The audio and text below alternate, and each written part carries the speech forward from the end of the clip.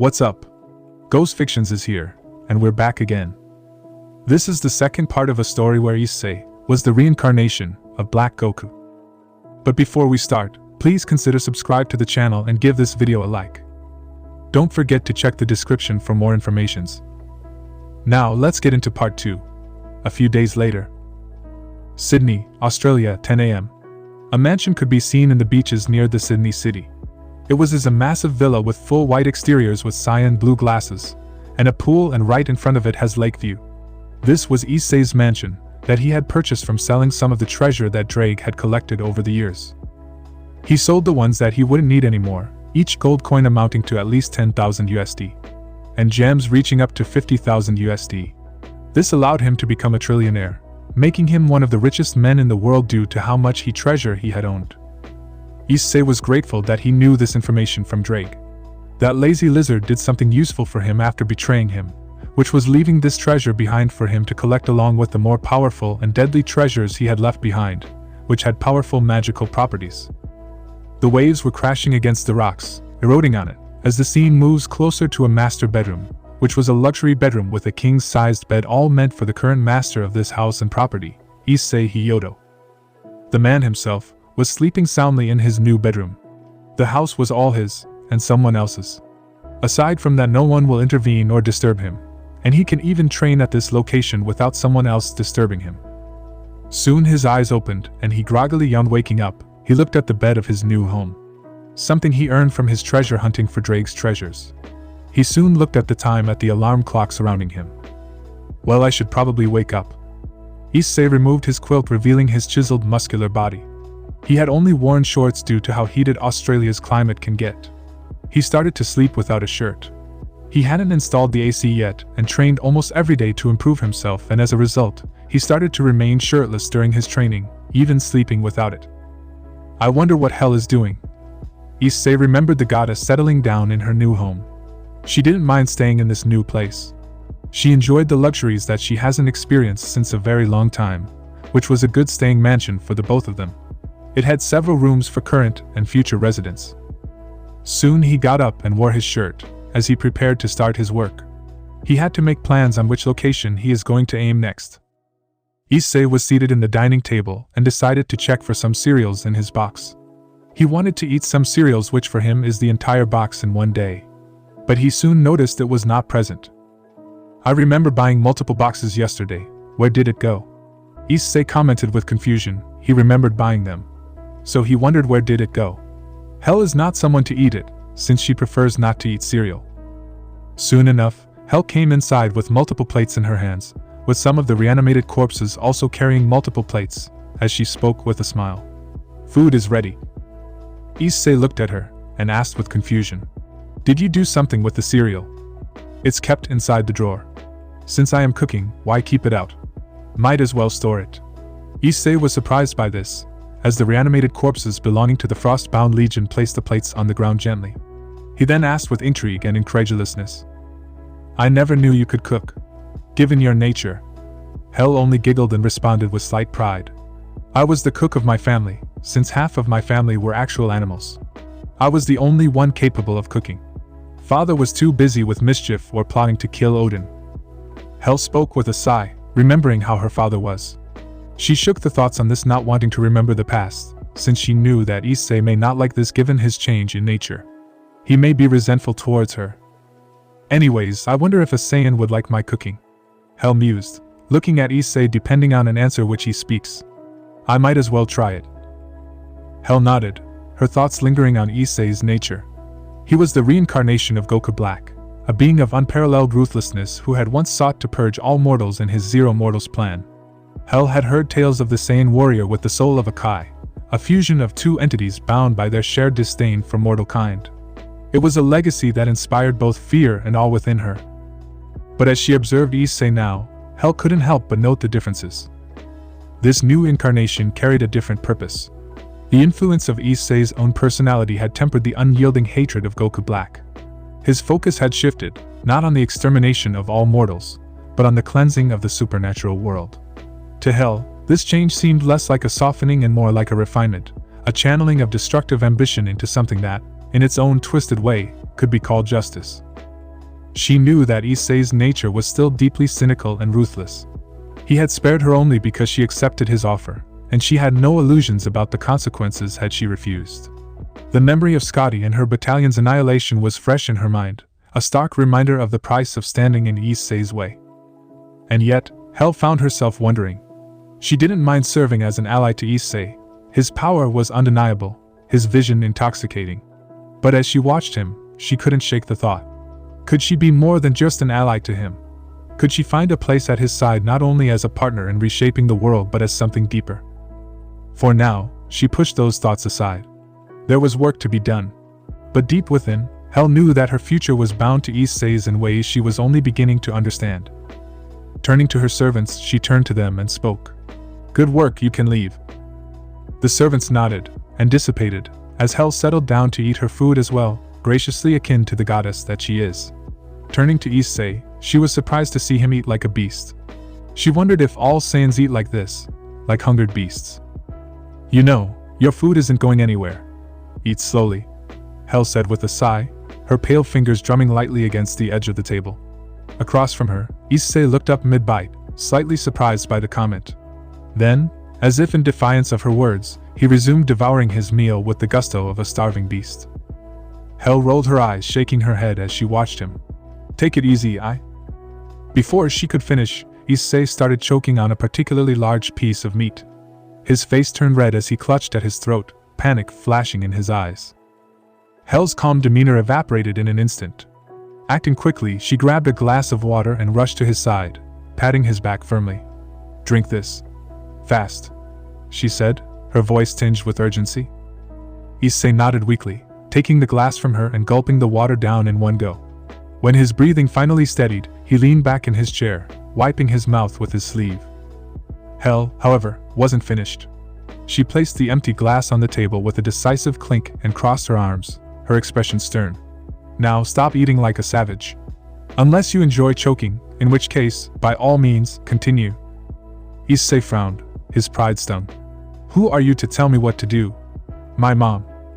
Hel raised an eyebrow, her tone cutting and serious. "As long as I'm at this table, I expect some basic manners. Even Black didn't eat like this, and he's half the reason you are the way you are now. Eat like a normal person, got it?" Issei opened his mouth to argue but quickly shut it again. He had just narrowly avoided choking to death in front of her, and even he wasn't stubborn enough to ignore the logic in her words. Grumbling under his breath, he picked up his utensils and began eating more slowly, each bite measured and deliberate. "Good," Hel said with a satisfied nod, leaning back in her chair. "I'm glad my food is appreciated, but I'd rather not have my first guest in centuries keel over at the table."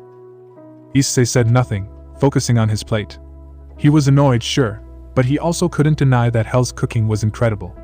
The flavors were rich and complex, far beyond anything he'd had in years. It almost made him forget his Saiyan blood screaming at him to consume everything in sight as quickly as possible. Satisfied that he had calmed down, Hel rested her chin on one hand, watching him eat with a faint smile. After a moment, she broke the silence. "So, what's the plan for today?" Issei mumbled thoughtfully, pausing to swallow a bite. "Normally, I'd spend the day training. My Super Saiyan and Evil Saiyan forms are almost mastered, but I still want to push them further. Saiyan instincts, you know." He smirked. "Besides, I've got some new techniques I want to try out in live combat." Hel tilted her head, intrigued. "And who or what are you planning to test them on this time?" Issei's grin widened, a spark of dangerous determination lighting up his eyes. "My next targets," he said simply. "After what happened at Niflheim Bastille, I've no doubt word has spread.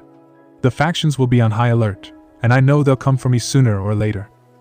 Hel's expression darkened slightly, though her voice remained calm. "And you're ready for that?" "Always," Issei replied, his tone unwavering. He leaned back in his chair, crossing his arms. "Let them come. Or we can attack one of their main bases right now, demoralize and weaken any resistance they put up against us. They'll only give me more opportunities to grow stronger. Besides," Issei added with a smirk, "I still have to show them the true meaning of power." Hel studied him for a moment, her icy blue eyes searching his face. Despite his arrogance, there was something undeniably captivating about his resolve. She wasn't sure if it was inspiring or terrifying, or perhaps a bit of both. Just don't bite off more than you can chew, she said finally, her tone laced with a mixture of warning and dry humor. I'd rather not have to save you from choking twice in one day. Issei chuckled, a rare, genuine laugh escaping him. Don't worry, Mom. I've got this. For now, she chose to believe him. After all, the storm he had unleashed on the supernatural world was only just beginning. Once they are done, Issei got up and spoke. Well, we should probably get started. Our next goal will be to gain the power of Ophis, regain it from that crow's laboratory. Wait, why there? Security would be even higher there, correct? It would be like walking in a hornet's nest. Issei took her word, and settled down. He was aware that security would be stronger, but he had to attack Grigori for many reasons, knowing there'll be a problem in the future. You're not wrong, but we have to take the bait, Issei admitted, a shadow of a smirk tugging at his lips. Their security will be stronger, and that's exactly why we're going. Grigori is one of the first places that will start developing countermeasures against us. They're desperate, scrambling to create devices and weapons that they think can subdue us. And he leaned forward, his grin widening. I want to see those devices for myself. I want to test them. I want to see if they're worthy of being considered a challenge. His voice carried a dangerous edge, his Saiyan instincts roaring for battle. The idea of facing off against new technology, of fighting foes armed with tools meant specifically to stop him, sent a thrill coursing through his veins. He felt like a predator, eager to play with his prey and savor the hunt. Hell watched this, and could only sigh while rubbing her temples with her hand. Saiyans are a race of beings that did crave fighting, something she was well briefed upon. She knew that Issei will want to see what they are capable of. His Saiyan nature was something she was growing accustomed to, but it never ceased to amaze and frustrate her. She had read enough about the Saiyan race to understand their insatiable craving for combat, their drive to seek out stronger opponents, and push the limits of their power. She finally responded with an resigned but firm tone, placing her hand down. If you say so, Issei. Hell had no illusions about changing his mind.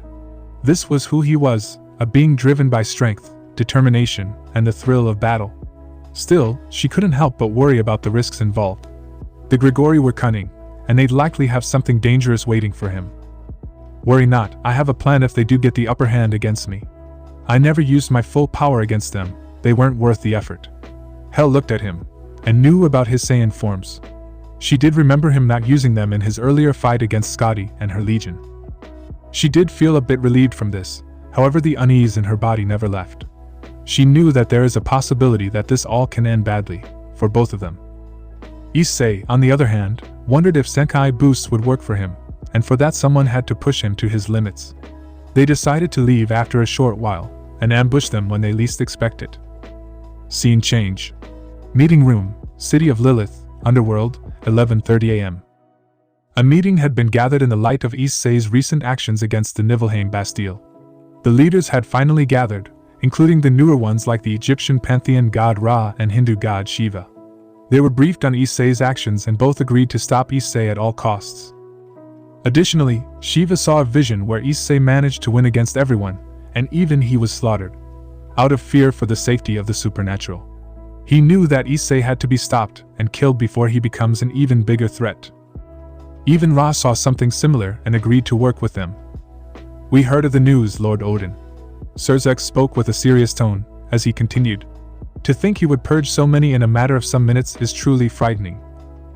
And to add it off, he didn't spare anyone excluding Loki's daughter Hel. Odin commented with a frustrated sigh. These few months have been difficult for the Norse pantheon. Issei's actions coupled with Hel's escape have left a stain onto their pantheon. They are ashamed and angered at how Issei humiliated them and killed Skadi, after which he dared them to do something about it. We understand that Lord Odin, he has become even more unpredictable in his attacks. Michael commented, unable to find a lead to his attacks.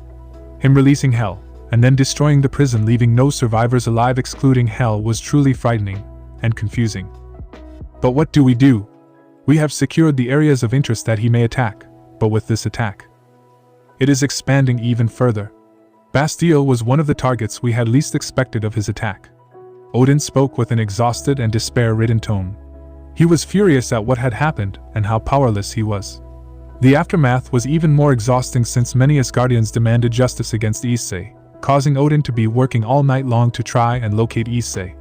This was true for all the major gods of the pantheon, along with the Valkyries were looking for him, but to no avail. Lord Odin, we will find a way, despairing won't do us any good. Michael responded with a calming tone, but Odin could only keep his head down in anger. He was furious at how Issei made a mockery of him. Michael's correct.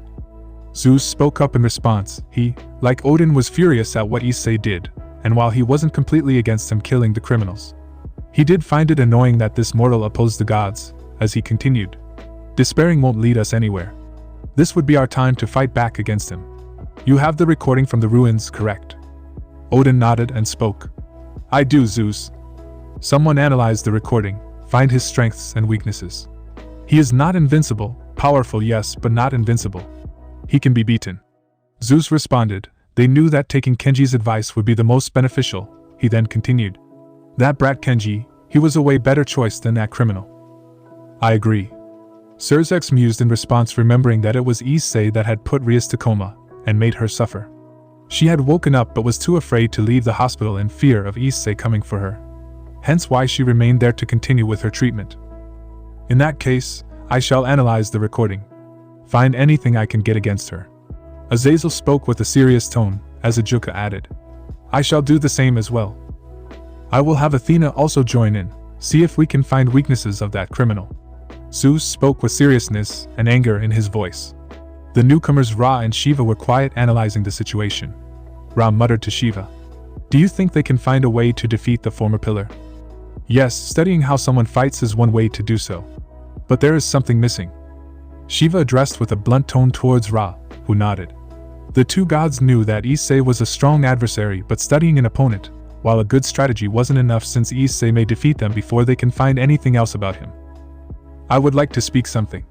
Shiva spoke, to which the others turned their attention to the god of destruction of this planet. He then continued. While looking for clues is not a bad idea, we need to think of something else along with that as well. Well, Lord Shiva, what do you propose? Serzex asked calmly, to which Shiva responded. We find a pattern of attacks. His first attack was the wedding, and then the attack was against Niflheim Bastille, with no survivors excluding Hel. Odin looked away when this was pointed out, as Shiva responded. Locating a pattern is necessary. If we find the pattern, we can predict where he is going to strike, and deal with him accordingly. The factions took note of this, with even Odin doing the same as well. They understood that to eliminate Issei, they had to find a pattern of his attacks and take him down. Indeed, finding a pattern is the best way to take that criminal and monster down. Seraphal spoke with a serious tone, vowing to destroy. They soon started to plan accordingly on how they need to deal with Issei, before he becomes a threat that they are unable to comprehend. Scene change. Hyodo Residence, Kuo, Japan, 3:30 p.m. Kenji had returned back home from his visit to Rias. While it was tiring to the future lover of the Gremry household, he didn't mind, for the sake of Rias. He loved her with all his heart, along with the rest of Issei's former harem, and he'll do anything for their sake. Once he entered his home, he saw Asya approach him with a gentle smile on her face. Welcome back, Kenji-san. Yeah, I am back. Asya gave a more gentler smile to him, as she asked. What happened to Rias Oni-sama? She is too afraid of leaving the room. She saw Issei attacking her, and there was nothing she could do. The explosion was too fast, and she almost perished. It was like he almost wanted her to die from the attack, but didn't kill her. Kenji spoke with a frustrated tone. Asya could also sense that afraid of Issei at this point. He was able to deal so much damage to her, and show no mercy to anyone. Kenji looked at her and spoke with a tone of assurance. Worry not, Asya. I am training every single day alongside Drake. I will defeat him. Asya could only nod in response. She was uneased by this, but she put her hopes onto Kenji, hoping that he would beat and defeat Issei. Where are the others? Kenji asked, noticing only Asya around, as she spoke. Koneko, Zenobia and Irina are training themselves hard. The power of Issei is making them even train harder. Coupled with the fall of the Bastille, they are pushing themselves to their limits against him. I see. Kenji spoke, as he knew this to be true. Almost everyone is training hard at this point. They had to do so, else Issei would once again wipe them out. Outside, the clash of blades and the crackle of energy filled the air. Kiba and Zenobia were locked in an intense sparring session, their movements precise and calculated. Irina had joined them, turning the duel into a chaotic three-way battle. Each of them pushed themselves harder with every strike, sweat dripping from their brows as they tried to match the image of strength Issei had left in their minds. Kenji watched for a moment, his eyes narrowing. They weren't just training, they were fighting against their own fear, their own helplessness. The resolve in their movements mirrored his own, a shared determination to rise above the overwhelming odds stacked against them. Good. He muttered to himself. We'll need every ounce of strength we can muster. Turning back to Asuya, he added, keep an eye on them. Don't let them overdo it. We can't afford any injuries right now. I will. She promised, her voice steady despite the storm of emotions swirling within her. Kenji walked toward his room, his mind racing with thoughts of Issei and the battles to come. As much as he wanted to focus on training, he couldn't ignore the lingering fear in Ryusa's eyes or the desperation in Asuya's voice. These were the people he had sworn to protect, and he wouldn't let them down. Closing the door behind him, he clenched his fists, his resolve hardening. He then responded, Issei, I promise you. I will beat you. You shamed the memory of your parents with your actions. Drake mused in response to it. Indeed, he shames the memories of his parents by committing such heinous actions. Yeah. Kenji mused. He never met Goru and Miki before due to his parents never informing him about, but he knew that they didn't want to meet him for an unknown reason. He then continued. Oh yeah, Drake, you said about something being bad a few days ago. What of it? Drake felt silent by this. He knew what Kenji was implying. He then spoke. Partner, just recently. Drake trailed off unsure whether he should tell Kenji about this or not, as Kenji asked with worry and desperation. Drake. Please tell what happened. Just recently, someone managed to infiltrate my treasure cave. He even entered into the secret door that only I can access for the time being. The person was none other than Issei Hyoudou. He was the one that stole everything from me. My treasure was taken by him, and it was my fault that he even knows about my treasure. Kenji was confused at this, however it only took him a minute to find out about what must have happened.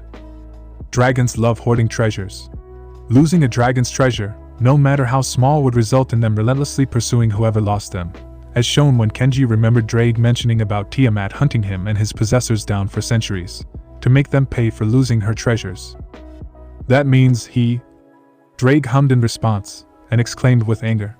That criminal stole my treasures and took it away from me. I want you to make him pay for that as well. However, that is not my concern. It is what Issei took from the secret vault that makes me worried. You see, I had collected artifacts, dangerous artifacts during my travels. Some capable of being as powerful as sacred gears. No way. Kenji had dread in his eyes at the prospect of using the treasures against the factions. Drake, sensing the dread in his eyes and tone, knew what was going to happen. Issei has the power to end the world. Using the treasures, he is unstoppable for now. They had to take away the treasures. That is why, Kenji, take the treasures back from him. I want you to train yourself to your limits so that you can take back my treasures from him. For the sake of everyone, you need to take it back from him. Kenji nodded in understanding, sensing the tone of Drake being urgent and serious. He knew that he had to inform this to the factions as well. He then spoke to Drake. We should also inform this to the factions. Drake immediately responded. You won't, Kenji. But why? If he can end the world, shouldn't we inform this to the factions? We need to get everyone aware of this. Kenji retorted with reason, believing it to be the best option when it comes to dealing with Issei at this point. Drake also saw this to be true, understanding his partner's plight, but he responded. No, Kenji. You won't. I understand that you want help. But I don't trust the factions. They'll want to use the treasures for their own personal goals. That is why you can't tell this to anyone. For my sake, please keep this a secret. Kenji remained silent at this declaration. He understood why Drake didn't want the rest of the world to know, and could relate to him. But the cousin of Issei was torn on whether he should keep this a secret or reveal it to the factions.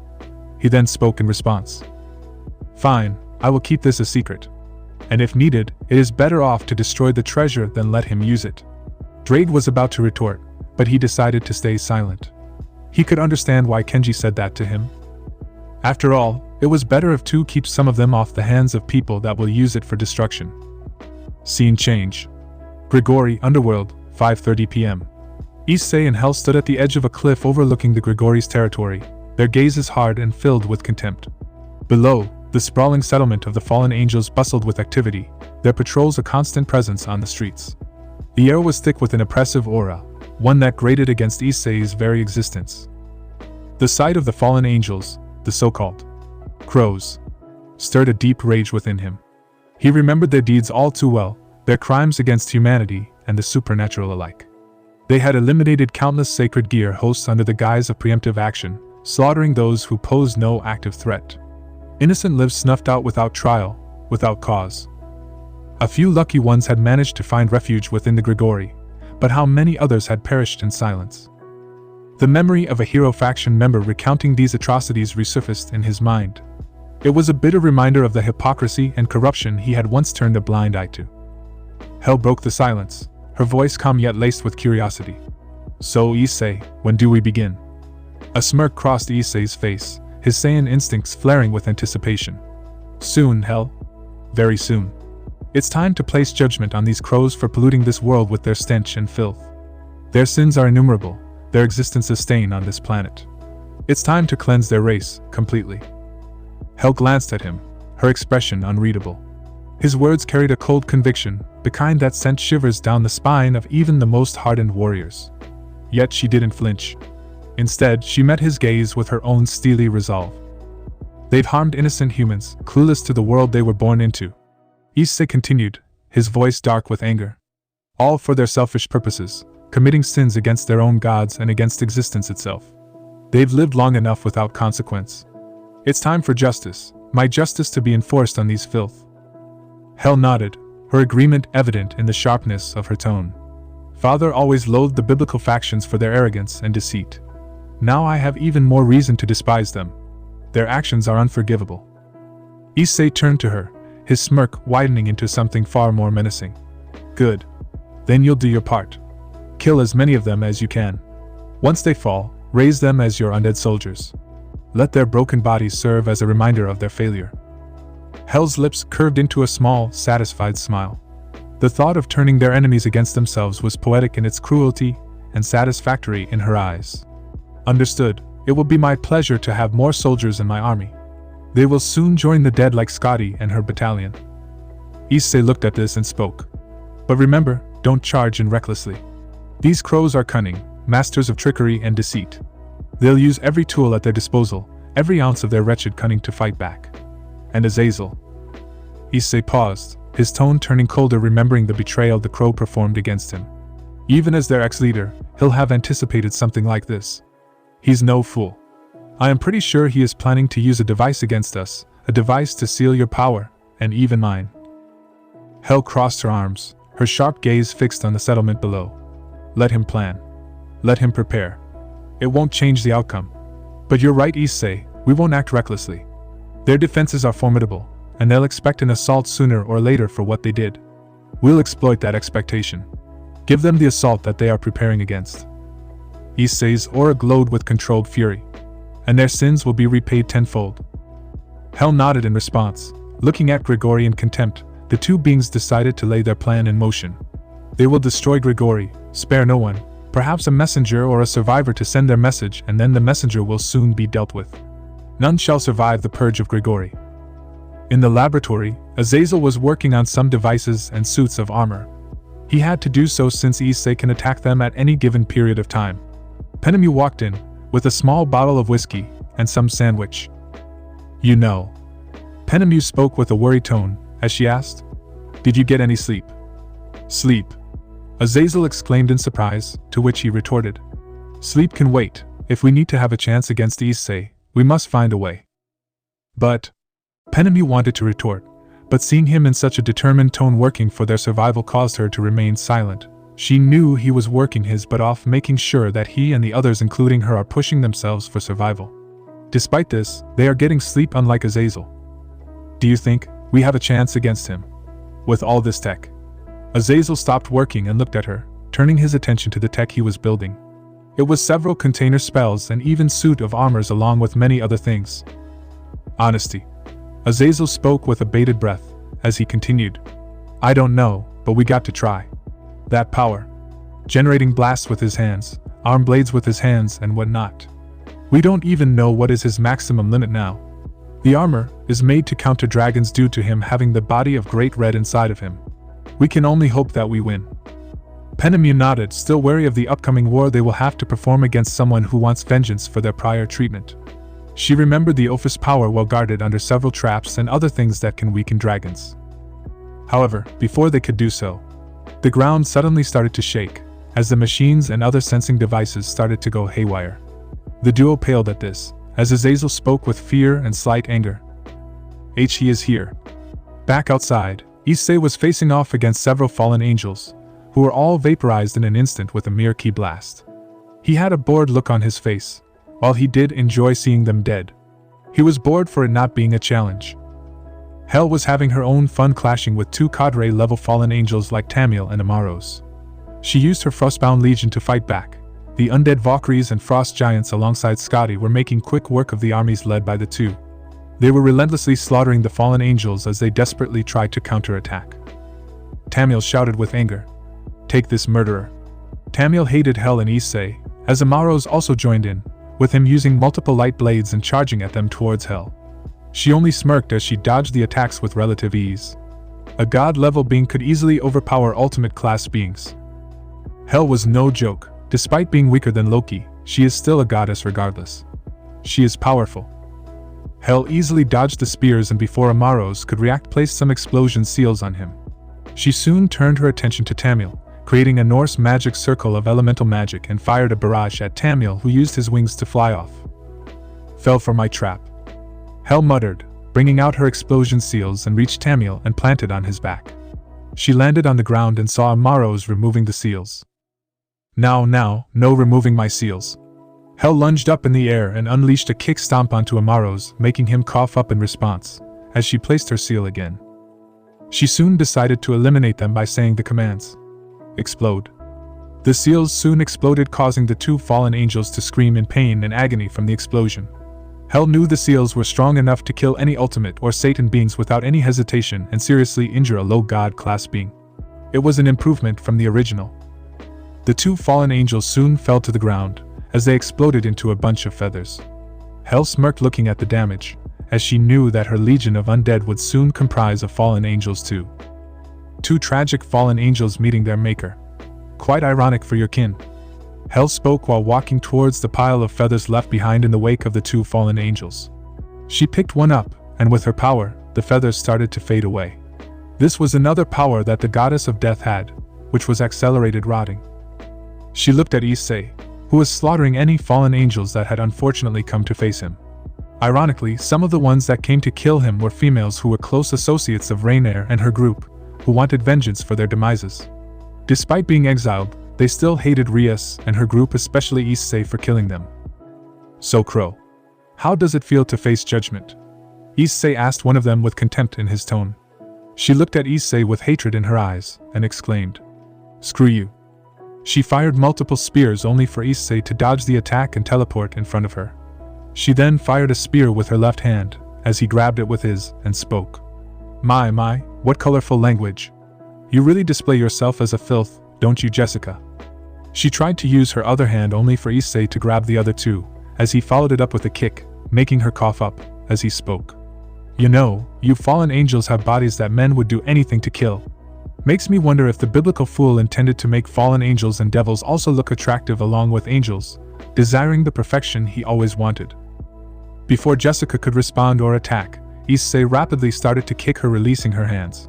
He proceeded to perform rapid kicks onto her chest, with each kick destroying her chest, making her cough up blood at every step. Jessica was on the ground, looking at Issei, but before she could make an expression, Issei fired a ki blast, obliterating her. She screamed in pain from being obliterated. Issei stood on the ground with an apathetic expression on his face. My. Hell started to walk towards him, wrapping her arms around him and speaking with a gleeful tone. "You have done quite the wonders. Did you do what you were asked for, Hell?" Hell only smiled, and moved away, pointing to her undead legion now having fallen angels as well, including the deceased Tamil and Amaros with her. Issei only smirked, and responded, "Excellent, they will serve a greater purpose. Serve in cleaning the filth of this world." "Indeed they shall." Hell spoke with a smile, but before anything could happen a magic blast struck them, as Issei responded with a ki blast, destroying the attack. He was soon surrounded by Azazel, Barakiel, Penemu and Shemhazai, all clad in powerful armors that increased their magic than before. However, instead of getting angry, Issei smirked. He spoke callously and with some mockery. "Ah, late to the party. Quite the welcoming party you offer to us." The four saw the undead corpses of the fallen angels and the undead frost-bound legion fighting against the fallen angels. "You!" Azazel growled, as he exclaimed. "You'll regret attacking us, and killing so many." "That's rich, Crow." Issei spat with disdain, but still had a sickening smile on his face. "Your kin has slaughtered so many humans with sacred gears, causing many to live in fear, or trying to seal their gear away. Look at Tobio's case, for example. His own grandmother had to do this in fear or being killed by your kin. That is why I shall clear the filth that is the fallen angels from this world." "You bastard!" Barakiel exclaimed with fury, as Penemu shouted with anger. "You have some nerve of calling us a filth. You damn dragon. 'Cause that is what you all are. Nothing but filthy crows that are plaguing this world and ruining human lives on a daily basis. Peace. That is but a lie for you, crows, when in secret many are out there harming innocent lives." Hel responded with a mocking tone, but she also could see why Issei hated them so much. She could see this coming from a god or goddess, but some fallen angels have no chance against many sacred gear wielders. The four fallen angels were even more angrier, as they started to engage with the two combatants. Azazel and Shemhazai fight against Issei while Hel and her undead fallen legion were combating Barakiel and Penemu. Issei looked at the two, as they charged with their light spears aimed at their hands. Shemhazai used a spear and slashed at the above, as Issei kept dodging it. He kept on jabbing him, but Issei was faster, rapidly dodging the attacks with barely any effort. Shemhazai charged at Issei, his spear slashing down with tremendous force. Issei weaved effortlessly through the strikes, his movements a blur. "Stop dodging!" Shemhazai shouted in frustration, his attacks becoming more erratic. Issei stopped abruptly, standing still as if taunting him. Seizing the opportunity, Shemhazai aimed a decisive blow. But Issei caught the spear with his bare hand, his grip unyielding. "Too slow," Issei said mockingly, his grip tightening as he wrenched the weapon from Shemhazai's grasp. Azazel lunged at him from behind, but Issei countered with a spinning kick, sending the fallen angel sprawling. His smirk widened, his Saiyan instincts reveling in the fight. "This is all you've got? Pathetic. You're not even worth the effort." The two fallen angels managed to get up. They looked at each other and gave a nod to each other. They had to use their secret plan. Shemhazai kept unleashing a barrage of spears, trying to keep Issei occupied. He dodged them by flying in the air, as the spears fell flying behind him, destroying some of the walls. Issei unleashed multiple ki blasts in rapid-fire manner, with Shemhazai using his wings to fly off to safety. Issei kept doing so, however he failed to notice Azazel being ready with the sealing spell. "Take this. You will never harm anyone." Azazel fired the sealing spell, causing several chains to bind Issei. He soon fell to the ground bound. The two started to walk towards him with a smirk on their faces, knowing their plan had worked. Now they will study him to see on how they can kill him, and if possible harness his power for themselves and their factions. Hel looked at this, and exclaimed with worry due to his cockiness. "Issei." She surged forward, only to be intercepted by Penemu and Barakiel. The latter unleashed a thundering spear crackling with electricity, forcing her to dodge and retaliate with a counterspell. Hel's eyes burned with determination as she summoned her legion to assist, knowing she couldn't reach Issei without dealing with the two formidable opponents first. Penemu and Barakiel unleashed a relentless assault of light and thunder spears, their intent clear. Stall her at all costs. Hel conjured a shimmering barrier of magic to shield herself, but even as she fought fiercely, her gaze flicked toward Issei. And that's when she saw it, a smirk tugging at his lips. Despite the chains binding him, his expression wasn't one of defeat but of calculated confidence. He was waiting for something. Issei flexed his arms, testing the chains as the fallen angels drew closer. "Honestly, you believe you crows have won?" Azazel frowned, pausing mid-step. "What are you grinning at?" With a low chuckle, Issei's eyes glowed faintly, a surge of energy rippling through him. The chains shuddered, cracks forming along their glowing surface. Azazel's eyes widened as he realized too late the flaw in their plan.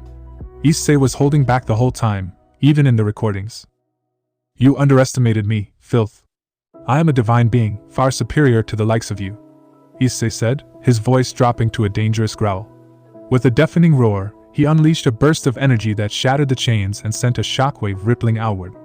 Azazel and Shemhazai were thrown backward, struggling to regain their footing. Hell's lips curled into a small smile, her faith in Issei reaffirmed. She parried another attack from Penemu and sent a beam of icy magic hurtling toward Barakiel, forcing the two to retreat slightly. Issei stood, his aura blazing around him like a golden inferno, his hair changing to that of a bright yellowish gold in color. Issei was now in his Super Saiyan form. Now it's my turn. He blitzed forward in speeds faster than they could notice and unleashed a tackle with his arms extended, pushing the two back. It shattered their metal endoskeletons and made the two cough up. Issei soon decided to claim his first victim. He attacked Shemhazai first. His punch connected with Shemhazai, sending him careening through the battlefield. Pivoting, he fired a massive ki blast at Azazel, who barely had time to react. The attack engulfed the fallen angel in a searing explosion, his screams echoing as his armor cracked and disintegrated. The end result was a battered and brutally beaten Azazel who lost his armor and was on the ground. His wings were vaporized by the ki blast. He was groaning in pain. He looked towards Shemhazai, who was recovering from the blows. He decided to end his life first. Blitzing towards him, he closed the gap in front of Shemhazai. He tried to use many spears onto him, point blank, but Issei only dodged them, as he quickly acted and grabbed his two hands and ripped them from his body. His superior strength easily overpowering the armored cadre, and ripping the like paper. "Eh!" Shemhazai shouted with pain, as Issei threw off his torn-off arms away. He then fired ki blasts, obliterating it into nothing. He looked at Shemhazai, and spoke with a cold and apathetic tone. "Goodbye, Crow."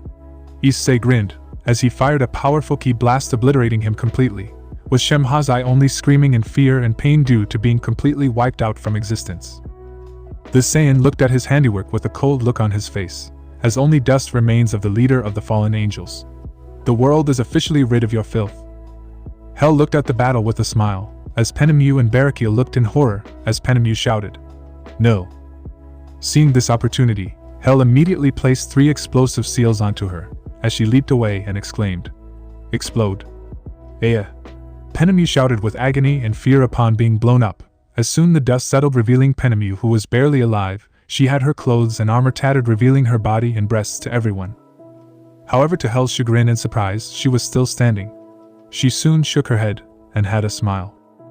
My, I was not expecting you to survive that. Your armor must have really made you stronger, huh?" Penemu was gritting her teeth with fury, as Hell took a look at her and spoke with a condescending tone. "I mean, that is really something. You should be happy that the armor the crows made for you managed to improve your durability. It is no wonder you are able to contend with the likes of a goddess like me." Screw you. Barakiel could only watch Penemu fall to the ground, defeated. Soon she exploded into a massive flurry of feathers, killing her as well. The fallen angel had a look of fear seeing his comrade die in front of them. Hell walked towards her, seeing his destruction. She then spoke with a tone that feigning sadness. "I guess I was wrong, you aren't strong enough." Barakiel's hands were shaking with fury at what the goddess stated, as Hell turned to him and started walking toward his with a small smile on her face. Soon that smile changed into a sickly grin seeing his anger. She raised her hand, releasing green mist secretly. "Why this anger? You never showed this anger when Issei was being betrayed and thrown into a prison meant for actual terrorists. Yet here you are showing anger towards your comrade's death. I wonder if this is real anger or just facade one. Given you don't show any anger towards the one that actually resolved your relationship with your daughter." Hell pointed out with a mocking tone, as Barakiel was gritting his teeth with downright fury and hatred, as he shouted with anger, "I will kill you." Barakiel lunged at her with outright fury, intending to end her life, only for Hell to swiftly leap in the air, placing 4 seals on Barakiel, landing on the other side, speaking the words, "Explode." Soon another explosion followed, which engulfed the fallen angel, making him scream in pain. The explosion was strong enough to even destroying the surrounding buildings. Once the dust settled, it revealed a charred and broken Barakiel who was completely destroyed. His armor was gone, disintegrated. He was, however, still standing. He had to, for the sake of his daughter who had no one in her family left. Shuri was long dead, and now he is the only one left. However, before anything could be done, he was fatally stabbed in the back by an unknown figure. He coughed up blood, turning to the source to see Penemu behind her, much to his shock. She is supposed to be dead. He turned to her eyes and widened his in shock. This gave him an idea on how Penemu was behind him. Turning to Hell in anger, he growled with fury, "You!" "Yes, Barakiel, I brought her back as my personal undead. Hell explained, referring to the earlier green mist she released to bring her targets as her undead. The fallen cadre soon started to lose his consciousness coupled with his wounds. He fell limp from the attack knowing there is nothing he can do. Akeno, Kenji, I am sorry. Shuri, wait for me. Barakil thought with sadness upon remembering his family, knowing that he can't do the ones that are alive and remembering the grief and despair his daughter would experience. He soon explodes into a flurry of feathers. Hell walked to the pile of feathers and inspected it, even the fallen cadre had gone. She released the green mist and revived him as a reanimated corpse. She then commanded, "Your name, the Fallen Angel Legion, will be known as the Bleak Legion. Your first command, purge every last fallen angel that surrounds this place. Don't let anyone escape." The fallen angels, now undead corpses, nodded, as they flew off with their wings that were a mixture of regular and skeletal ones. They headed out, led by the reanimated Barakil and Penemu. Azazel could only watch this with terror. His entire faction was wiped out by Issei and Hell in just some hours. He looked at them with anger, but fear was present in this expression. He could see Issei walking to him, as he spoke with a cold tone, yet it was dripping with mockery. "You know, Sensei. You brought this on yourself." Azazel gritted his teeth and Issei continued, "Now tell me, where have you kept Ophus's powers? That doesn't belong to you and will be returned to its rightful owner. If you do tell me, I will grant you a painless death." Azazel gritted his teeth and responded with fury. He shouted with anger, "Never. You won't get anything from me, murderer. You may have beaten me, but the other factions will destroy you." Issei got angered by this, as he fired a concentrated ki blast aimed at his gut, making him cough up blood. He kept unleashing a barrage of ki blasts in the form of lasers and kept attacking him, gutting him in several locations of his body. Azazel screamed in pain throughout this, as Issei continued, "Tell me, Crow, where have you hidden the powers that rightfully belong to her?" Azazel only glared at him, and decided to spit on Issei. He only fired a ki blast in response, as he angrily exclaimed, "You dare spit on a god, you filthy crow." Issei decided to fire his ki blast, aimed straight between his legs, making Azazel have a blood-curdling screech due to the immense pain he was in. Issei kept firing at different locations while constantly making him suffer in response. The precise ki blasts went into his body and covered different locations. Azazel was a broken mess, crying from the immense pain he was in. Issei grew frustrated from this. He didn't get what he wanted. However, before he could do anything, someone kept her hands gently on him. Turning around, he saw Hell having a smile on her face as she spoke with a neutral tone. "I have already informed my Frostbound Legion to locate it. They'll do so, even if traps try and kill them. They'll retrieve it, no matter the costs." Azazel widened his eyes upon this, as Issei spoke with contempt. "Then we have no use for him. It is time we wipe this stain from the planet." Hell looked at him and asked, "Then what about the messenger? We can use another crow, and keeping this one alive will only cause us problems." Issei generated a ki blast aimed at his heart. It was much more concentrated than before as he fires at his heart, making him widen his eyes in horror, as he coughs up blood. Azazel coughed up blood and collapsed to the ground. Issei soon fired another ki blast, completely wiping him out from existence, resulting in only dust remaining from the aftermath. The cadre screamed in pain before being completely wiped out from the face of this planet. "I wanted to revive him as a zombie," Hell muttered with slight annoyance, wanting to increase the strength of her armies. As Issei, who heard this, spoke angrily, "I don't want to see this filth's face ever again. That is why I did it." "I see, what a shame." Hell spoke with a sigh, as she could understand Issei's anger towards him, but Hell saw Azazel to be a valuable asset. Regardless, he is not too important for the time being either. The duo waited for a while, until Scotty had arrived with a small container which had a black substance inside of it. It seemed like a snake-like appearance. "Is it this one?" Hell asked to Scotty, which the reanimated corpse nodded. Issei took the vial and spoke. "It is, let's head back. We are done here."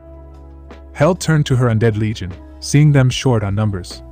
This implied that several had been perished during the assault on Grigori. Hell sighed. She may have to recoup her numbers in a day's time. A major drawback of her reanimation is that these beings may end up in Valhalla instead of Helheim, if she doesn't revive them within that time frame. Seeing her troubled expression, Issei asked, "Is something wrong?"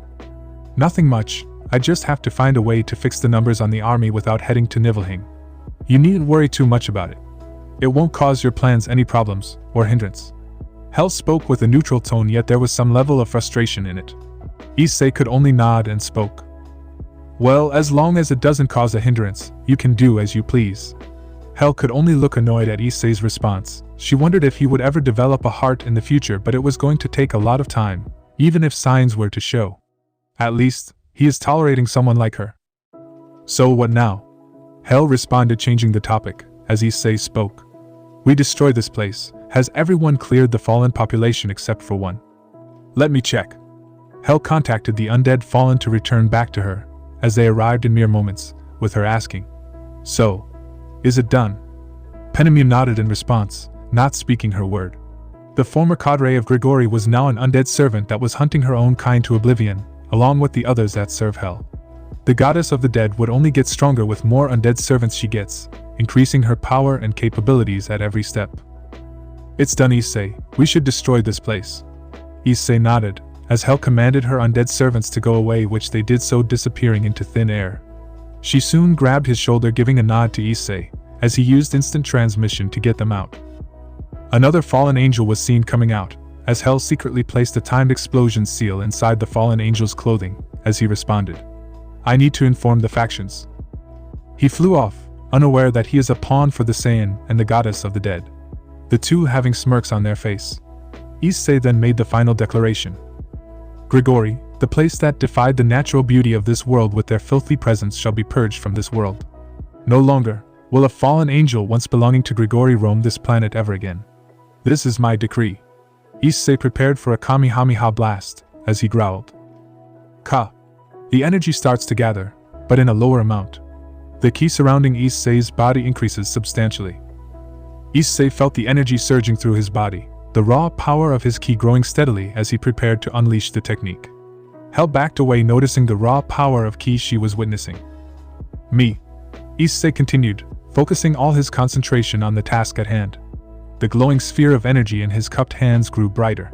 The air crackled with static energy, and the force of his power caused loose debris to rise around him. The goddess of death instinctively covered her face with her hands due to the sheer power. Ha! The energy sphere pulsed, growing denser, more potent. Issei's muscles tensed as he poured more of his ki into the attack, his aura flaring wildly around him. Me. His voice grew louder, more determined. The energy in his hands felt almost alive, surging with his intent to break through whatever lay in his path. Ha! Issei screamed as he thrust his hands forward, the concentrated beam of energy exploding from his palms in a brilliant, roaring wave. The Kamehameha shot forward, destroying the entire building into nothingness. The structure that was built centuries ago lay in nothing but rubble. The walls of the building was being disintegrated into nothing but an atomic level, due to the immense power of the Saiyan. Issei had done the unthinkable. He had purged an entire faction, leaving no survivors behind, except for one who would die once the message was sent. The Saiyan returned to his normal form. Hell placed her hands back down, as she spoke. So this is the power of the Kamehameha wave. Indeed. The two looked to see nothing but rubble and ruins left behind of the building of Grigori. Hell then responded. We should probably go. I could use recovering the forces and rest. Issei nodded, as she gave her hand, having a smile on her face. Issei rolled his eyes at this behavior of hers, as he used instant transmission to get out of there to head back to Australia. However, even Issei was happy due to one thing. Grigori had fallen with no chance of recovery. He has made sure of it. Surzex's office, Lilith, Underworld, 11 p.m. Surzex was finishing the last of his work. His work had increased due to what Issei had done with the prison break in Tartarus. He growled in fury at the actions of his former brother-in-law, and what he had not only done to Rias but also the Tartarus victims whom he had killed without any mercy. I will see to it that you are dealt with, Issei. Surzex spoke with an angered tone. However, before he could do so, two soldiers came inside with a fallen angel, much to his surprise. It was the same surviving fallen angel from Grigori's assault. My lord, I have some terrible news. The soldier spoke with a shaky tone. There was fear in his voice, remembering what the fallen angel soldier had informed him to be. The Grigori had fallen, and all of the fallen angels except for one survivor had been slain. Surzex could only look at the fallen angel and fear for the worst, as he asked with a tone of dread. Don't tell me, the Grigori. Gone. Issei and Hell managed to slaughter every last of my kin. Hell revived them as her servants. I failed to do anything, they are monsters. The fallen angel spoke with a shaky tone, as tears fell from his eyes. It was traumatizing and dreadful, which was that he was the sole survivor of his race. The devils were now starting to get afraid of Issei at this point, given he purged an entire race. Serzex was seething in rage. Azazel and all of the fallen angels were slaughtered with no mercy. However, before he could say anything, the fallen angels started to bloat up in response, as the devil soldiers were shocked in response. Serzex widened his eyes in response. He immediately recognized that the fallen angel was about to explode in front of them, as he shouted, "Get out of here!" He was unable to complete, but the fallen angel exploded, consuming the entire building, as Serzex used a magic circle to defend himself along with some of the devils present in the building. But not everyone was lucky, as they were consumed by the explosion, killing them instantly. The explosion consumed an entire building, destroying windows and smoke coming out of it. The guards and other beings stationed outside were screaming in fear and terror at what was happening. There was widespread panic throughout the entire city, with many fearing for what must have happened in the government. The next day, Issei's home, Sydney, Australia, 9:30 a.m. Issei sat on his bed, watching a technician install the air conditioner in his room. He sighed, running a hand through his hair. He knew Hel must have been the one pushing for air conditioning in every room of the mansion. The goddess had her ways of making her opinions known, and getting what she wanted. He had even been jolted awake earlier that morning because of her insistence.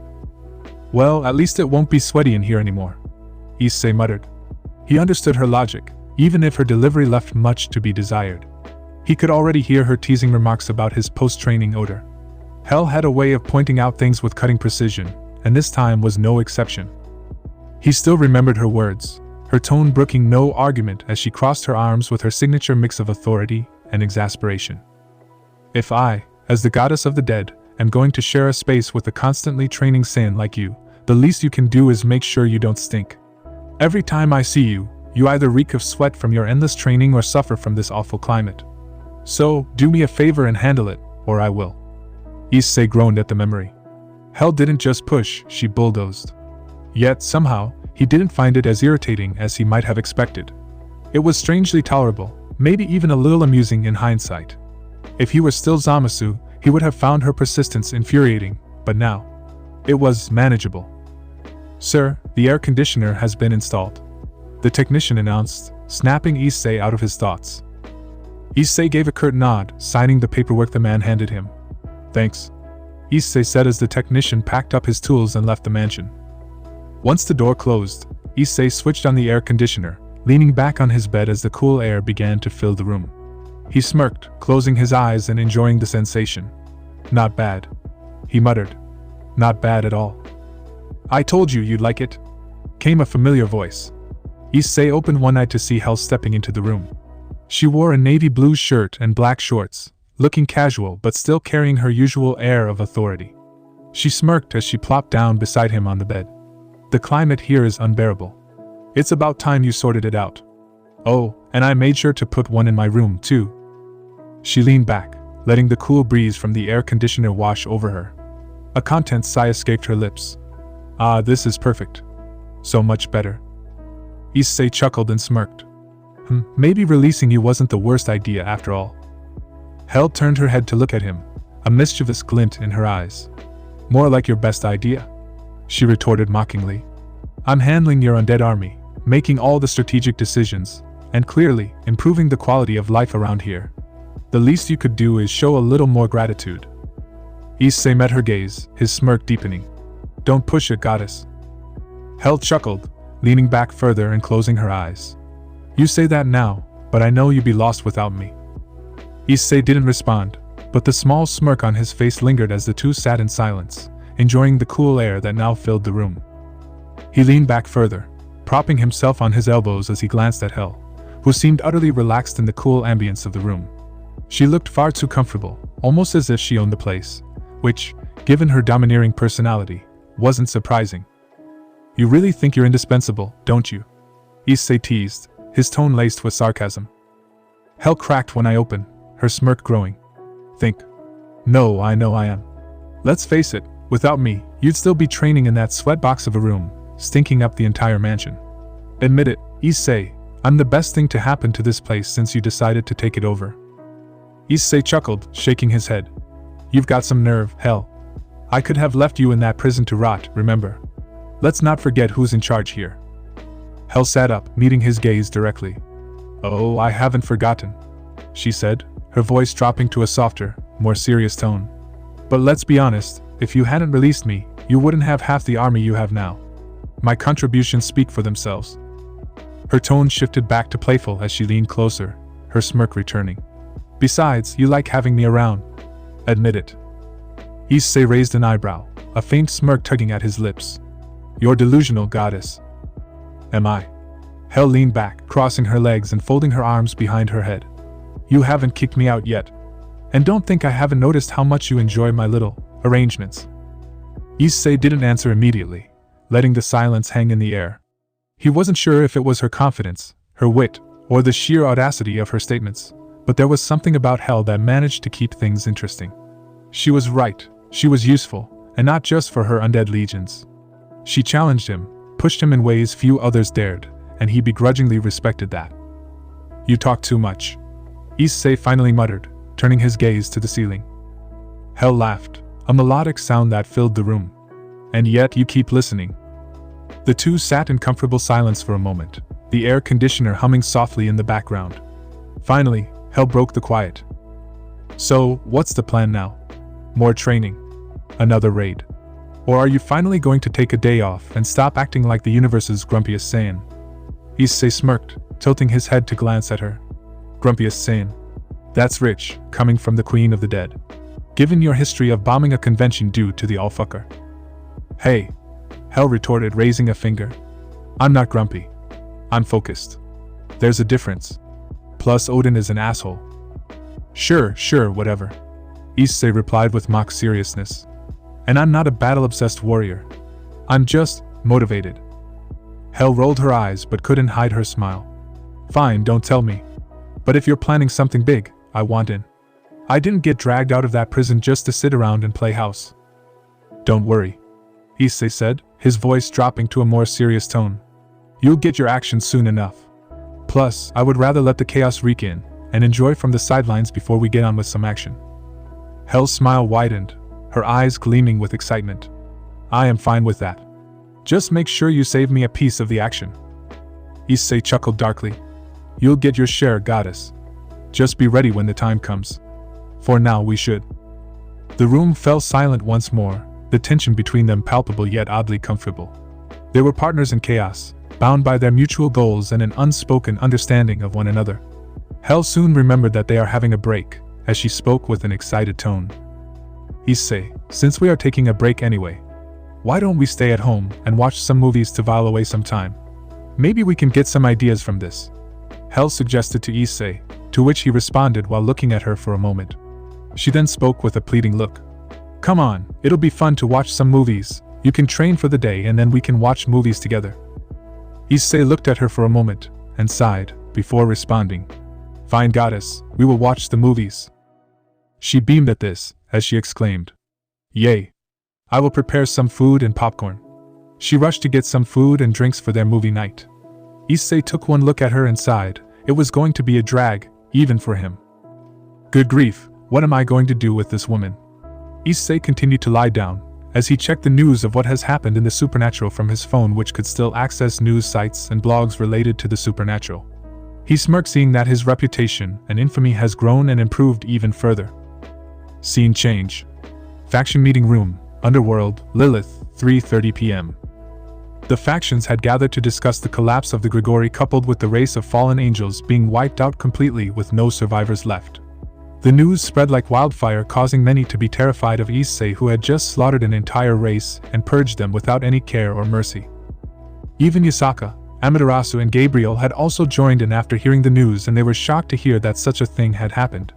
They couldn't believe that Issei would outright commit genocide despite what he had to go through. Serzex, who was slightly bandaged and injured after the explosion that had happened, spoke with sadness and anger. Hello, it has been a rough day to be contacting you like this. I believe that Azazel is. Serzex was cut off when Michael spoke sadly. Yes, we are aware Azazel and the fallen angels, they were all slaughtered in one night. Issei actually managed to purge everyone. There was silence in the room, as Gabriel was sniffling and crying from the sadness of their deaths. Many were devastated by the fact that Issei managed to purge every last fallen angel that were in this world. None survived the onslaught and genocide that the two people managed to perform. But even then, Zeus angrily growled as he continued, "How can one man destroy an entire faction? It is annoying to know that a mere mortal can do that. Because we underestimated him, and that was the price we paid." Shiva spoke with a grim tone as he continued, "We took him for granted. He has slain an entire faction. Now we pay the price. But we got to do something. We can't just let them slaughter us." Serafal spoke with a desperate tone. The death of her friend Penemy really hurt her a lot. They had been close friends ever since Issei's imprisonment, and her death really hurt many people amongst the devils. "We find him, traces of him to be anywhere. Capturing him is secondary if he does start going aggressive," Shiva suggested, as he continued, "We must eliminate him. We don't know what other powers he has been harboring, and we have to kill him before we find out. In case he gets even more aggressive." Some of the leaders wanted to retort, but Shiva cuts him off, speaking, "Although make no mistake, we will execute him for his crimes. That is something I can give all of you a guarantee of." The leaders excluding Amaterasu and Yasaka agreed with this. They were in the dark of what has happened. They didn't even know that Issei was in Tartarus until now. "Even if we do get to him, how can we find him? Let alone punish him?" Michael asked, to which Shiva responded, "We have several ways. We need to track him. We can do so by a few methods. One is by using the bank accounts and SIM cards that these humans have developed. Now identifying what Hyoudou uses is going to be the hardest part of our task." "I see." Serzex spoke, clenching his fists in anger. The exploding fallen angel soldier was all part to give them a message on Grigori's collapse, and he vowed to make an example of him since Azazel was a good friend of his, and even the first generation of Satans for a long time.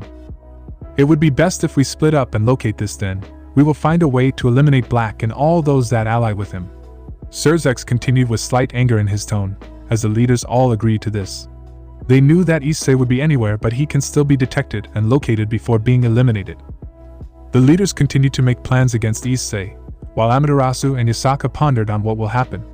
They only know him as a criminal for a while, but when they asked about him, they always pretend to not know him before he was declared as a criminal. They looked at each other, wondering what would have happened if the leaders got to him.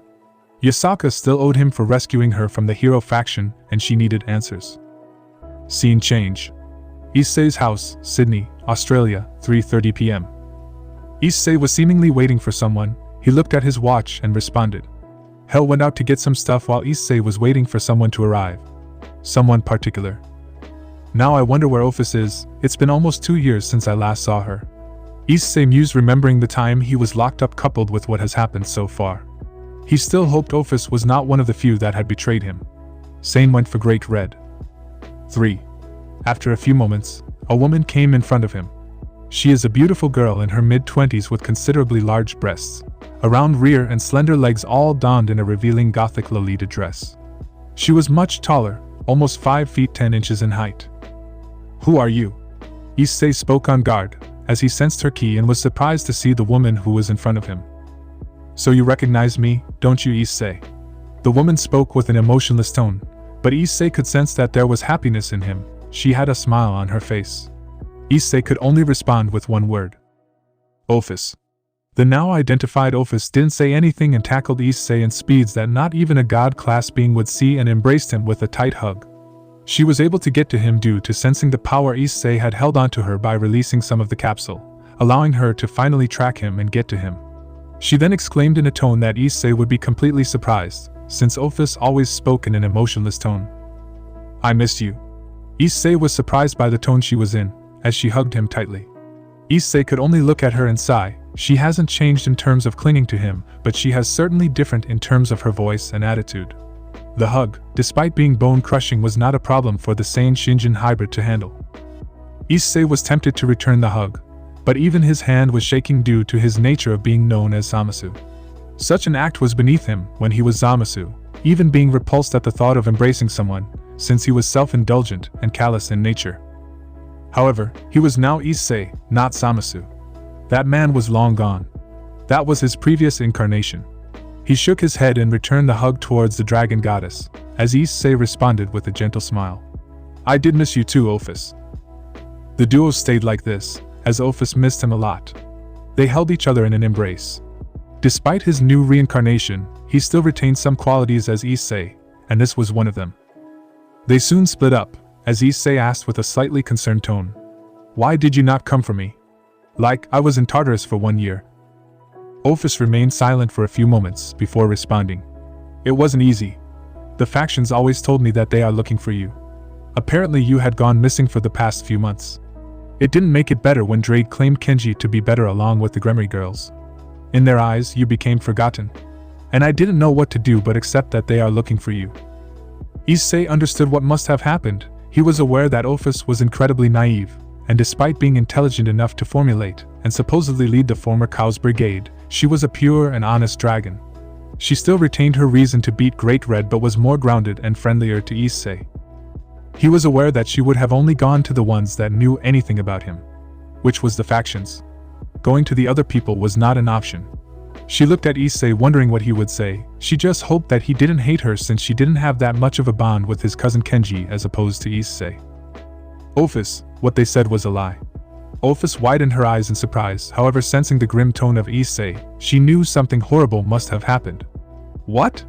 Ophis spoke with a shaky tone. "Yes, they lied to you.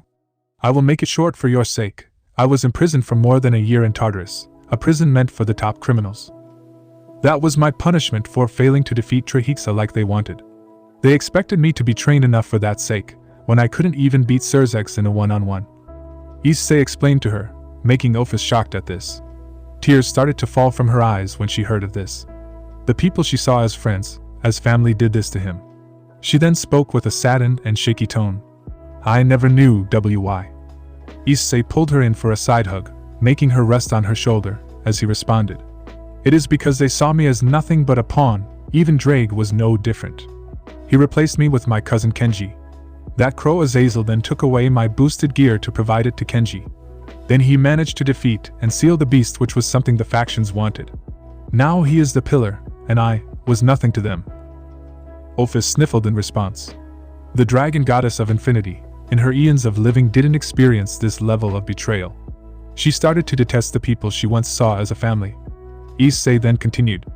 "Worse, they mocked me and harassed me, using recordings of them doing the deed, showing it to me. The factions stripped me of everything, every achievement, every work, and even my power.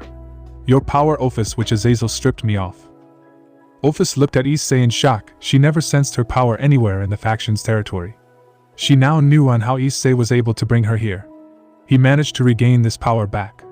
She gritted her teeth in anger, and clenched her fists in fury. She now realized she was deceived and tricked by these supernatural beings. Those biblical factions. Ophis spoke with a growl. She was releasing her aura across the entire house, causing it to shake in response. She then continued with the same furious tone. "They haven't changed even after all these years. I should have destroyed them a long time back before they can fester into this world. And these gods, they have nothing noteworthy about them, just some beings who think that they can rule and conquer others, forcing them to worship the divine for their own selfish reasonings. Drake is a complete disgrace to the title of Heavenly Dragon, and so is Albion. Even the other dragons are no better that side with the current alliance." Ophis declared with anger in her tone, as she vowed to defeat the dragons that side with the factions and had been involvement in the betrayal. Issei calmed her down by gently stroking her back. She looked at him for a moment, before stopping, releasing her aura. She took a deep breath and asked, "So what now? Are you going to help them even after what they did to you?" Issei shakes his head, and explains what had happened in the prison he was in. She took note of this, being visibly afraid of Zamasu or Goku Black. These beings can effortlessly kill her and Great Red, along with Trahexa. She was glad that they aren't here. She could see Issei being his current incarnation and wondered what his thoughts are. Sensing this fear, Issei spoke up. "Worry not, Ophis, I would never hurt you no matter what happens. You are someone that I care for, and I owe you a lot. So worry not, I won't hurt you or even the humans of this world, as long as they don't ally themselves with the factions." Ophis looked for him for a moment, as she climbed on him, which did surprise him, as she nuzzled to his chest. She could feel the heat, aura and muscles on her chest, making the goddess of infinity slightly flustered upon experiencing this up close. Her instincts were flaring up on her. "Ophis, what happened?" Issei asked with a tone of confusion, as she didn't say anything and looked at him with her cheeks reddened. Issei was surprised by her expression, wondering what happened to her, since she never behaved with him in this manner. "See, can we stay like this?" Ophis spoke with a shaky tone, as she wondered what was wrong with her. Issei could only look at her with an amused tone and spoke. "Fine, but only for a few minutes." Ophis nodded, and kept nuzzling at him. Issei looked at her with a smile, wondering what was wrong with her, but was amused seeing her behave like this. It took them a few minutes before Ophis stopped nuzzling, but she still sat on his shoulder and spoke with a normal tone. "So do you want anything for me to do?" "Ophis, I am not forcing you, since I want to purge the factions on my own. Along with Hel, who is an ally of mine." Ophis cuts him off and speaks. "Hel, the goddess of dead from Norse." "Yes, her." Issei bluntly spoke, as he continued. "Plus, I wanted you to return back your powers." Ophis grew wide-eyed in shock and surprise as he revealed the open capsule, which was concentrated powers of Ophis that was extracted from him by Azazel in order to experiment on it. But this belongs to you. I gave my power to you for a reason, and I know that your body is changed to a Saiyan, but this belongs to you." Ophis tried to reason with him. She was wondering why he was rejecting her powers, given that she willingly gave a portion of to him. Issei only looked at her and spoke. "Because I want them to fight in my Saiyan Shinjin strength. They have been experimenting on your power to try and control it, and possibly they will do anything to do so. They may even make powers to harm my dragon side, which is inclusive of your powers. That is why I retrieved this power and destroyed Grigori that tried to do so. Filth like them deserve to perish for their actions. Take this back, Ophis, it was always yours." Ophis looked at him for a moment, before speaking with a resigned tone. "Fine, but on 2 conditions I will take it back." "What?" Issei asked, to which Ophis responded. 1. I want you to take back the powers even that Bad Valley Lucifer has. He no longer deserves my power that was granted to him. And 2. I want to spar against you. If I win, you will accept my power without any complaints. Is that alright? Because I want to see and experience for myself on your capabilities, and see if you are fine with it." Issei only chuckled and responded with a grin. "Very well, I accept these conditions.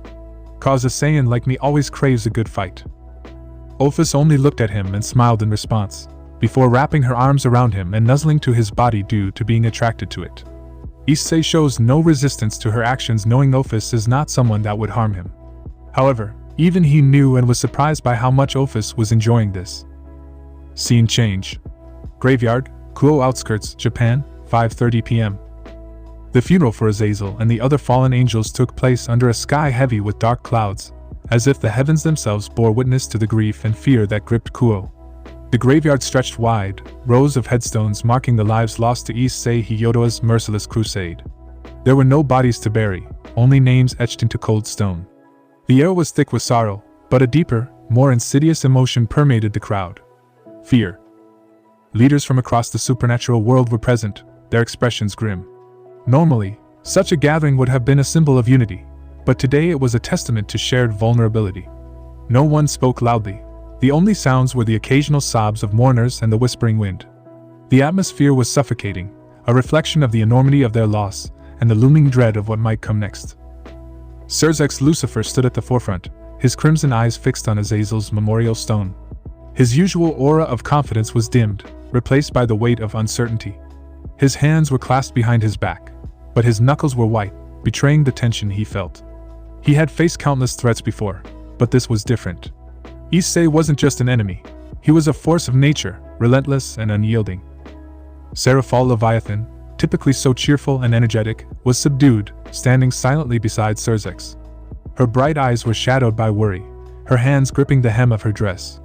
She glanced at the mourners, her lips pressed into a thin line.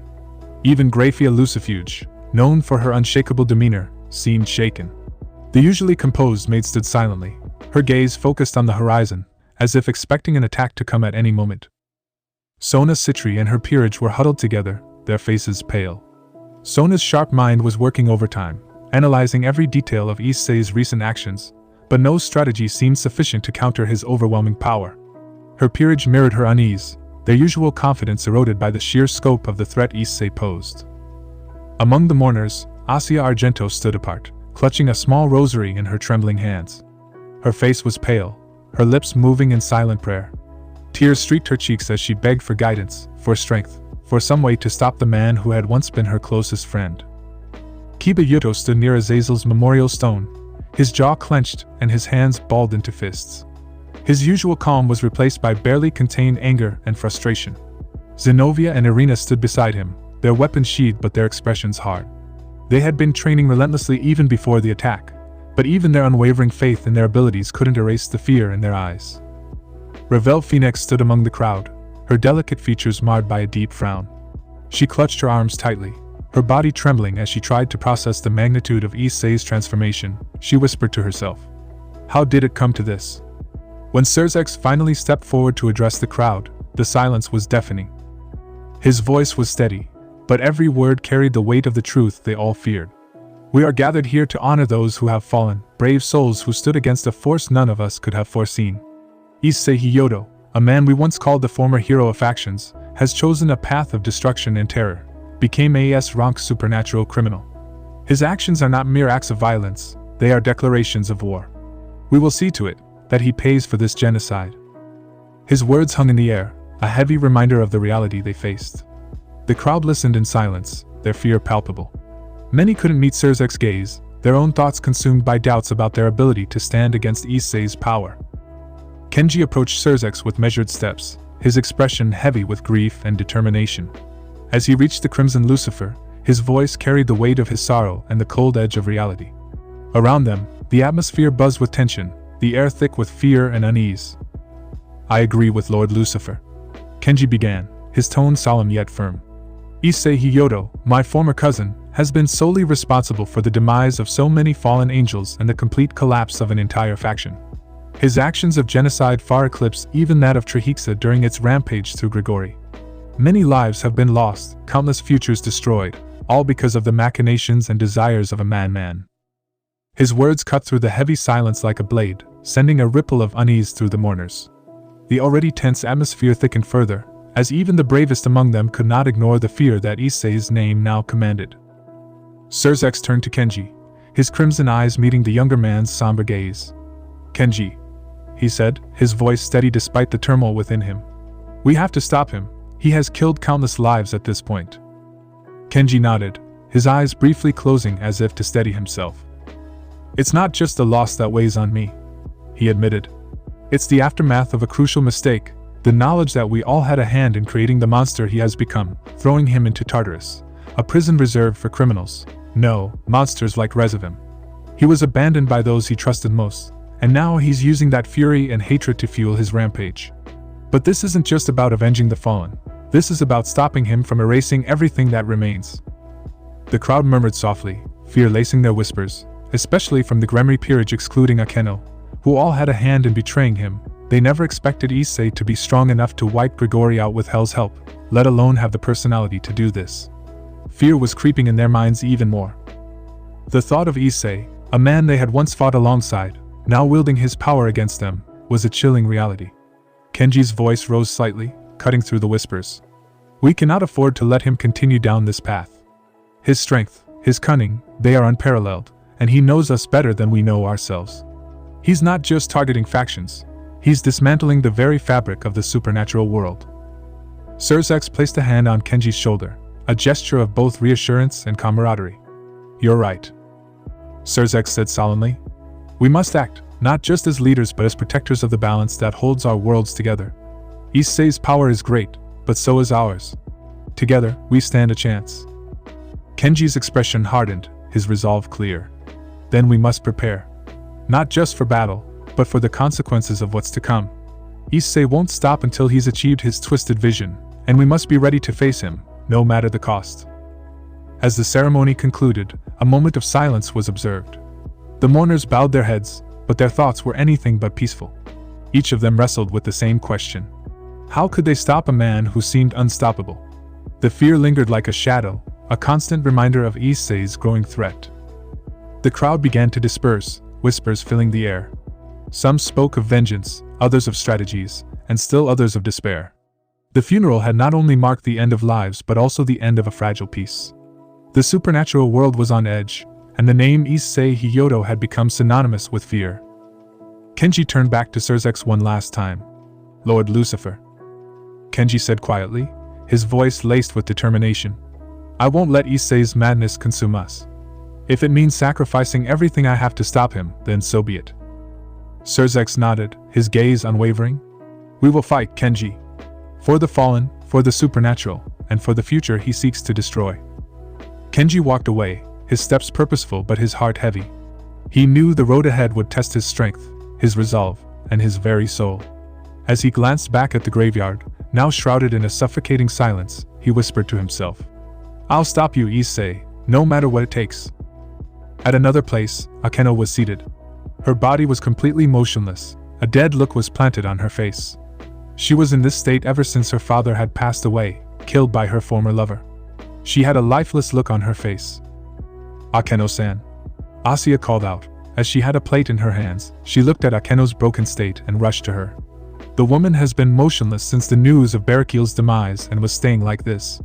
She now only had her peerage, friends and lover Kenji to call as a family. At least eat something. Asuya walked to her, as Akeno looked at her speaking with a shaky tone. Hey Asuya. Yes, it's me. Akeno got up, her tears watery from her father's death. It soon started to fall from her face, and into her cheeks. She then spoke. It's okay Akeno-san, take your time. Akeno could only nod. She didn't feel like doing anything. Her parents are gone, dead by the man that had once acted as a savior. She took a small bite, and started to eat. Akeno's eyes were crying this whole time. Her hands were shaking in despair, fear and sadness. Her cheeks were tear-stained, and eyes glassy with tears present in her eyes. The grief of her eyes and the one responsible left her hollow with grief and despair. She stayed silent, for a few minutes before finally speaking. That man. Akeno spoke with fear and despair, her voice laden with hidden anger. He killed my father, killed so many to get back at us. I despise him. Akeno spoke with despair. She felt furious at what Issei did but helpless knowing that he is getting away with his crimes. She now despised Issei with all of her heart, wanting to get back at him. The raw pain in her voice was enough to make Asuya close her eyes and clench her jaw, unable to find words to comfort her. We all do. Asuya turned around, with Akeno following suit with it. As she saw Rias and spoke with anger, Kenji's visits did her mental state better. We all despise him. Helpless as we may be now, we have to fight against him. Kenji is our best hope, but we can't fall behind. Rias Onisama is right, we can't give in. Like Kenji said, we have to be united against him. Only then we can beat him. Akeno could only solemnly nod. They had to fight together against the united threat which was Issei Hyoudou, the former pillar of the factions. The fallen angel-devil hybrid remained silent, clenching her fists with the vow to defeat Issei one day, at all costs. Amidst the despair and anguish, there was still hope that a miracle will happen. But how long will a miracle last? Even they have limits, what will they do then? Scene change. Issei's house, Sydney, Australia, 7:30 p.m. Issei was outside, standing on the wall of his compound. Hel had arrived earlier with her preparing for some food. She was introduced to Ophis, who at first was very afraid of her given she was the dragon goddess, but the two soon got along very quickly after Issei informed her that she is not threatening at all. He had to plan his next assault, which was against the Gremory family. He wanted to take something that they valued the most away from them. Now he had to decide who his next victim was. He grinned knowing that his next victim is going to hurt Surzex the most. Soon enough, Hel arrived with a box full of cookies as she spoke. Issei, movie night is all set, and the preparations are. Hel trailed off seeing Issei in his mind, as she called out again. Huh. Hel then continued. Issei. Can you hear me? Oh. Issei snapped out, as he spoke with a normal tone. What is it? The snacks are ready, the movie night is all done. I was calling you to the join for it. Issei nodded, as he leaped down from the wall and headed inside. He then asked? So aside from Ophis, how was the shopping? It was good, aside from dealing with the magpies that keep swooping on me. Had to raise a bit some of them to keep the others away. Issei nodded, remembering that Australian magpies have a tendency to swoop against people during this time of the year. Especially around the months of August to October, where the swooping is the most common. I am surprised the cops didn't catch you due to them trying to harm them. Hel looked at him for a moment, before speaking with a no-care tone. They were too busy, I was lucky that they weren't there. Issei shook his head, knowing that magpies can be annoying, as she soon asked. So what is the plan next? I want to hurt the Gremory family the most, so our next assault will be at the mansion where the Gremory family lives, claim someone whom I want to for a while now. We will do it tomorrow. Hell was curious, as Issei continued. I am still deciding who my victim is going to be. I want to make sure Surzex is hurt the most. That is why I am thinking of it. Well, that can wait. Hell held the cookies in one hand, as she grabbed Issei's other, as she spoke. "'Cause I am looking forward to this movie night." She then motioned Issei to move ahead. As the latter sighed, he knew fighting against Hell is pointless, as he spoke. "Fine." Hell gave a smile, as Issei could only shake his head at this, wondering on how will he be dealing with this woman. She just does what she wants, and doesn't care what Issei thinks of her. The duo walked to where Ophis was seated as she was munching a small piece of chocolate. She waved to them, as Issei resigned and headed to the movie, curious to see what they are going to watch. While he was enjoying, Issei was aware that the factions are grieving and suffering from what Issei and Hell had done. That's it, guys. Thanks for watching and supporting us. See you in the next part.